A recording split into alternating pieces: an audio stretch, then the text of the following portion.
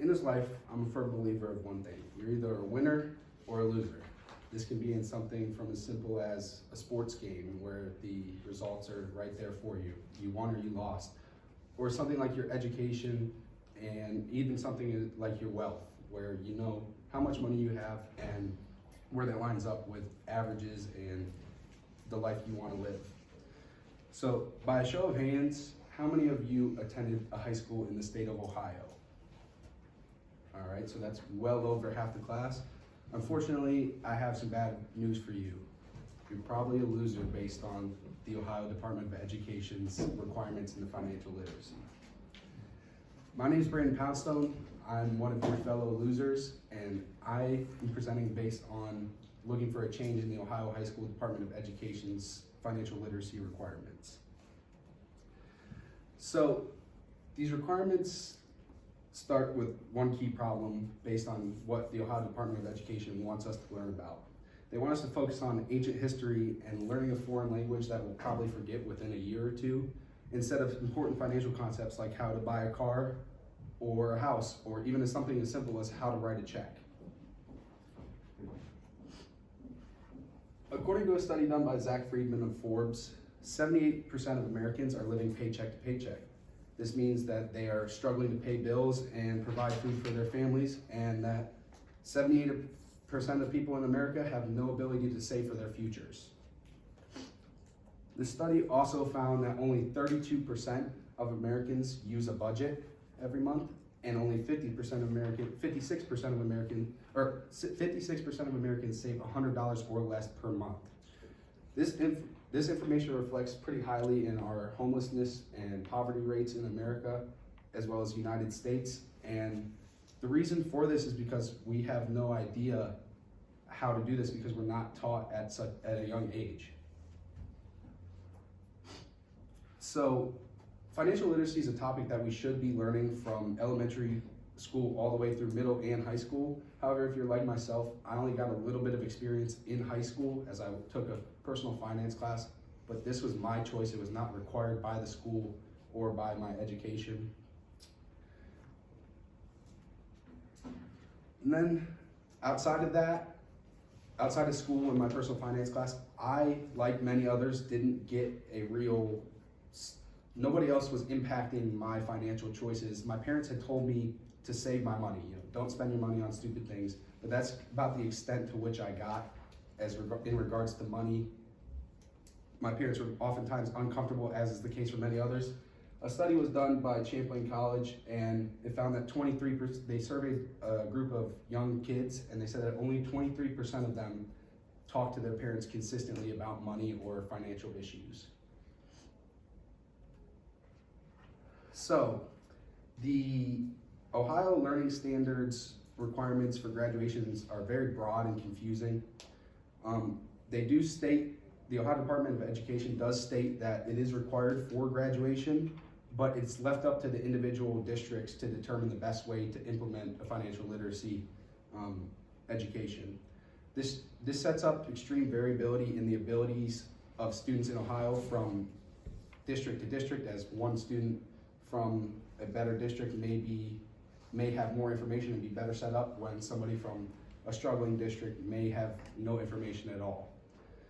And this is because there's no formal implementation guide for the entire state. So when looking at the way to implement a financial literacy education, there's kind of two key focuses on it. One of them focuses on introducing financial literacy concepts in courses that already exist, such as economics courses or in problems that you solve in math class, to give you a basic kind of introduction to financial literacy. However, the better way to do this would be to have an all-encompassing course that covers key topics and sparks an interest for high school students to learn more in the future through college and on their own. So, after looking at many of the options and important topics that many people think about financial literacy, I've given a kind of basic, it doesn't have to be used by the Ohio Department of Education, but a basic list of key topics that I think should be included in a course These topics come from Samantha Rose of OpU. But the first of these topics is budgeting to achieve financial goals. Budgeting is an important topic that can be used from the first job a high schooler gets all the way past retirement. The key to budgeting is understanding income and expenses.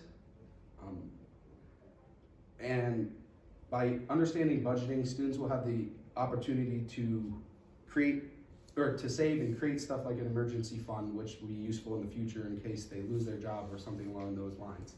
When teaching budgeting to high schoolers, I think an important exercise that can be done is similar to one that we've done in this class, which is expense tracking, which leads into creating a monthly budget, as this will allow high school students to understand their monthly spending habits and therefore create a monthly budget for their future. The next topic is using consumer skills to make informed decisions.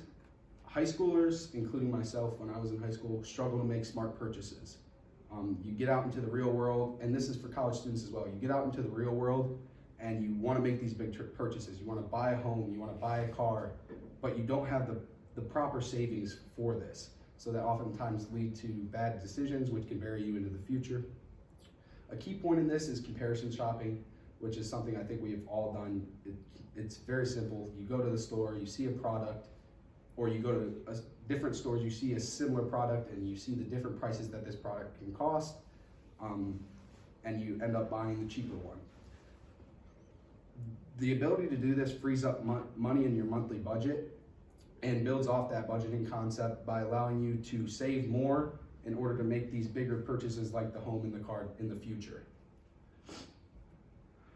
The next topic would be understanding credit and loans. Many high schoolers and college students are extremely excited when they get their first credit card, but they truly don't understand the terms of this credit card, and they go around spending money like crazy, burying themselves in debt that they truly don't understand. The same goes for loans. When you look at college loans, you think, okay, I'm gonna spend this much, I don't have to worry about it at all. I'll worry about it when it comes down the future. Then you finish college and you have, as this US News study shows, nearly $30,000 worth of loans, and you're shocked by this and have no idea how to fix this.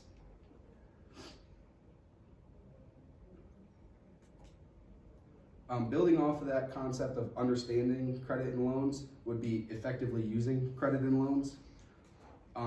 This is kind of an advanced concept, but one that could really spark interest in high schoolers, as they're taught that it can be used to build wealth.